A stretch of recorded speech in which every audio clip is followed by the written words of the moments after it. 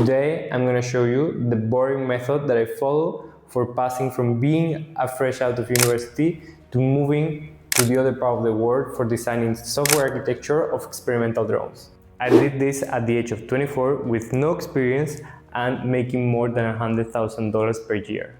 What I did is not sexy at all, but it works. So if you're a software engineer with a few years of experience or even no experience, and you want to skyrocket your career, the 3 boring actions that you have to do are: first, copy the people that make more money than you. Second, keep your word. And third, be lucky. Well, be lucky? You mean that professional growth is about to have luck? And yeah, it is about that. But keep calm. Stay until the end of the video because I'll tell you how to increase your luck as much as you want. Copy the people that make more money than you. I don't know how to tell you this because it's going to hurt your feelings. It's a hard truth. It's a hard truth that even when I say it, I feel bad telling you this. But here it goes. There are people less experienced than you starting jobs that you applied for. I know how you're feeling. You're thinking, yeah, that's true, because it's obviously true, but you may be thinking, yeah, companies are stupid, companies don't know what they want, those people got the job because of luck, whatever. I'll tell you later how to be luckier, but that's not the point here. The point is, every time that someone has something that you don't have, they know something that you don't know, especially if we are speaking about money. You see a person that makes more money than you, that person knows something that you don't know. I'm not speaking about knowing how to use some software, how to code in that language, how to do this complex software architecture or whatever. I'm not speaking about that. It usually has to do with more mundane things. For instance, when you apply to a company, you should be thinking on what is the problem that you are going to solve in that company. What is the pain that they have that you are going to solve? I remember an example of a guy that he was freelance and he only worked for projects that were a mess before. It means he only worked for a project that had failed before. He didn't start any new project with any company. He only looked for companies that had outsourced the programming of something and the project had failed. So he marketed himself as, I'll come here and solve the mess that these people made.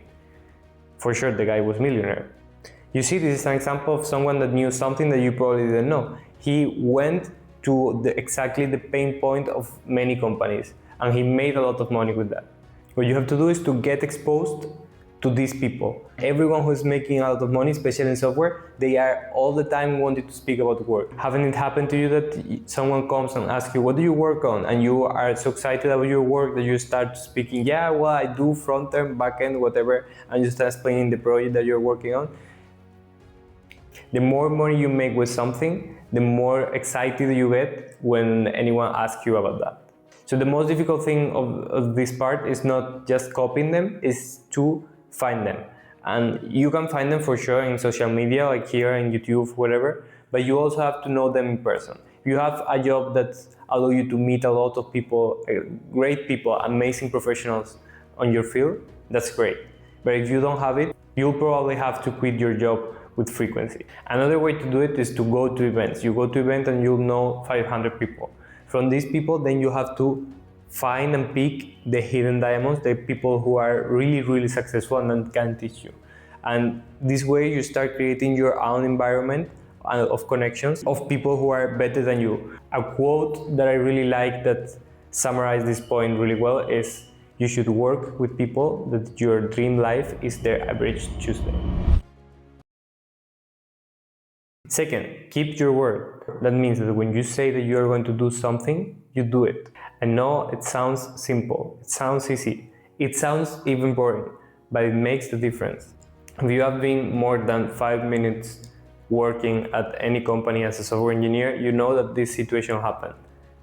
Your boss comes and tells you, I need this for yesterday. And if you are more or less professional, you'll tell him, well, I'm not sure if I'll be able to do that. And he'll tell you, yeah, try it. And what you answer to that thing is the key. You cannot try. There is no try.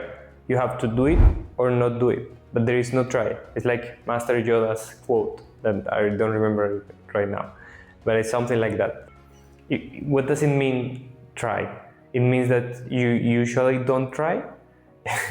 I expect that's not what it means. So you have to know what you can do and what you cannot do. And if you see that something cannot be done, you have to go and ask your boss, hey, I cannot do that. Explain me specifically what do you need, and you'll reduce the scope to do what you have to do to get what your boss wants. Because usually what your boss wants is not what he asks you.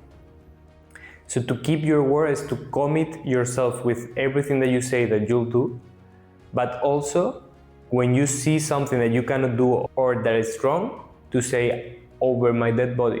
And that can cause you problems, troubles, but that's much better than saying always yes and having no word.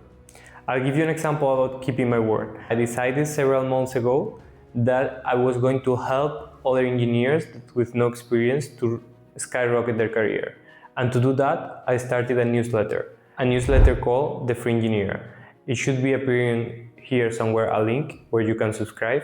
And I decided to write you daily with a career advice. Each day that you're out is an advice that you are missing out. So go sign up. There is where I put my more important content. Now we go with the third one. To be lucky. So yeah, you can be lucky. You can be as lucky as you want. And this has to do with a universal rule that it seems simple at the beginning, but it's so deep that it is everywhere. The rule is, almost always what happens is the most likely thing to happen. It seems simple, but it's a universal rule that explains a lot of things. It's the reason why it's easier to take your car out of the parking spot than to park it in. It is also the reason why you don't win the lottery. It's also the reason why it's easier to squeeze out the toothpaste from the tube than to put it back in. Same thing happened with your career. If you go to office and all your work over a year is to code test, make sure that they run, and go back home, and you don't have any new challenge, you don't know new people that work in new fields, what is the thing that is going to happen the most likely? You're going to, get some increase on your salary of how much? 3%, 5% if you're lucky? Yeah, it's okay. But that's the most likely thing to happen. If you want to change that, you have to change what you're doing. You have to change your environment, as I was saying in the two previous steps. You have to change your environment, the people that you know, to be luckier. So the key here is to do bets, but you have to bet smartly. You have to be smart when you bet. You have to take opportunities, you have to take bets such that if you win big. But if you lose, your loss is bounded.